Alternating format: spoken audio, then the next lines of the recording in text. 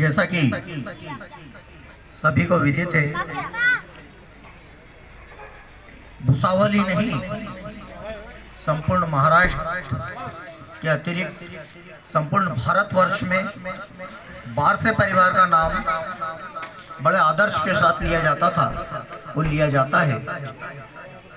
दादा, मैं बताना चाहता हूँ, संतोष भैया बारसे और मिथुन, मैं उस समय से भुसावल जा रहा हूँ मोहन पहलवान जी बारसे साहब के पास, जब संतोष भैया बारसे और मिथुन दोनों इस कद के हुआ करते थे।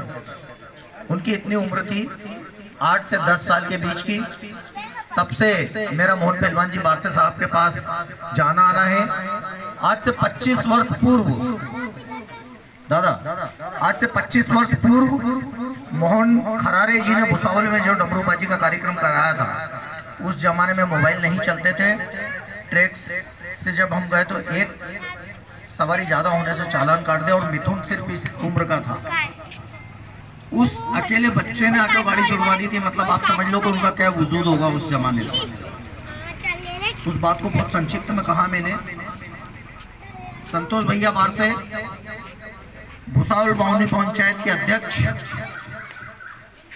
नगर पंचायत में पार्षद के पद पे, और पहलवान पुत्र ग्रुप जो पूरे महाराष्ट्र में चल रहा है उसके अध्यक्ष रहे, और अपनी जिंदादिली और बारसे परिवार के नाम को रोशन करते हुए उन्होंने अपने परिवार के नाम को, समाज के नाम को उच्च शिखर तक पहुंचाया।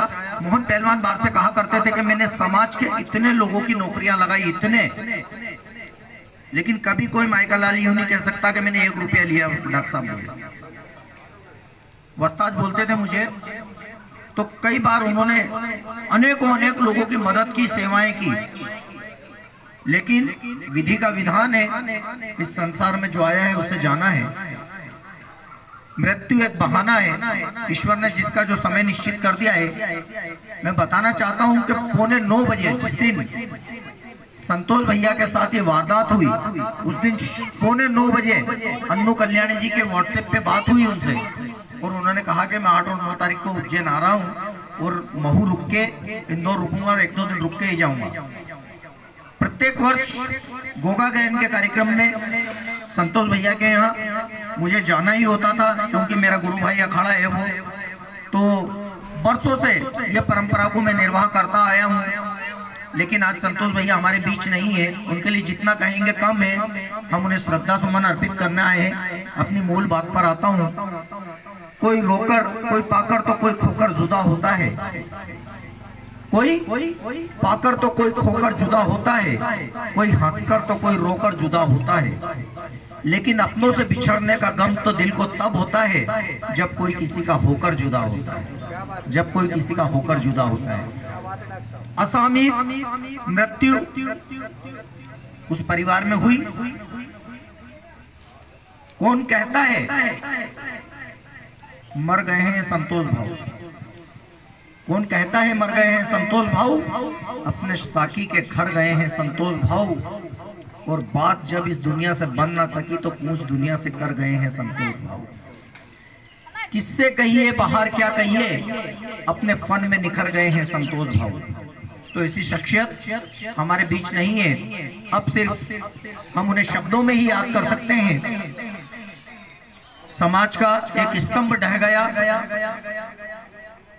निश्चित ही वाल्मीकि समाज का नाम पूरा भुसावल शहर में, मैंने वो आलम देखा कि भुसावल के स्टेशन पर जाकर अगर कोई व्यक्ति बोल देता था कि मोहन पहलवान बारसे जी के घर हमें जाना है, तो मोहन पहलवान बारसे जी के घर वो रिक्शे वाला उनके घर जाके छोड़ के आता था। मेरा 35 साल से उनके घर जाना आना है मोहन पहलवान बारसे जी से, क्योंकि हमारा जो डमरूबाजी का संबंध है, मेरे गुरु भाई निशान अखाड़ा वो, तो मेरा बहुत बरसों से उनके घर जाना आना रहा। तो बहुत करीबी से उनके पारिवारिक वातावरण मेरा उनसे निर्मित है। अब परमपिता परमेश्वर के श्री चरणों में अरदास करते हैं कि यह जो दिवंगत आत्मा उनके श्री चरणों में आई है, उन्हें आवागमन से मुक्त कर बारसे परिवार को जो शोक संतप्त परिवार है धैर्य धारण करने की शक्ति प्रदान करे और संतोष भाव वारसे को अपने श्री चरणों में उत्तम स्थान देकर सदगति दे। भगवान के चरणों में यही प्रार्थना करते हैं। संपूर्ण वाल्मीकि समाज की ओर से, महू शहर की ओर से, महू शहर के सभी गोगा भक्तों की ओर से और बीवाल परिवार की ओर से हम उनके श्री चरणों में विनम्र श्रद्धांजलि सुमन अर्पित करते हैं और कहते हैं कि भगवान जहां भी संतोष भाव वारसे हों उन्हें ईश्वर बहुत अच्छी सदगति दे। ओम शांति, ओम शांति, ओम शांति।